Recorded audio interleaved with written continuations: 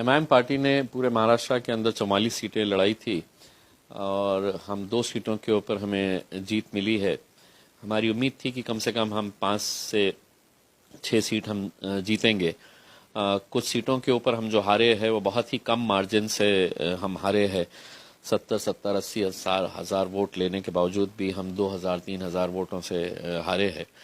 तो थोड़ा दुख तो है ही, लेकिन पूरी ताकत के साथ और जुटेंगे और पार्टी को मजबूत करने के लिए काम करेंगे।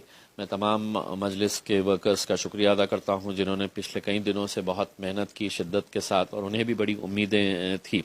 लेकिन एक बात तो ये तय है कि हम नई नई जगह के ऊपर जीत के आ रहे हैं। औरंगाबाद से हमें बहुत बड़ी उम्मीदें थी कि हम औरंगाबाद के निकालेंगे, लेकिन दोनों सीटें इतने करीब आने के बाद हम हारे हैं।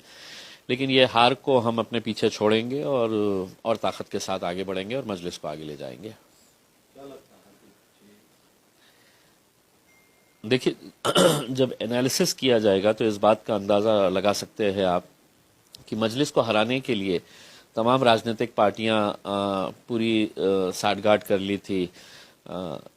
ऐसे कैंडिडेट्स किए गए थे जिनका मकसद यही था कि हमारे हमारे जो स्ट्रांग होल्ड्स है वहाँ पर वोटों का बंटवारा कैसा हो, तकसीम कैसा किया जाए।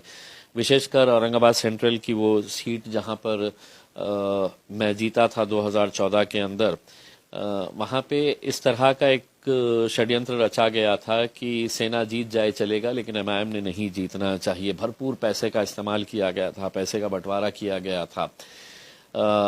जो कैंडिडेट खड़ा किया गया था वो जीतने के लिए नहीं, खुद के जीतने के लिए नहीं खड़ा किया गया था, बल्कि एमआईएम को हराने के लिए खड़ा किया गया था।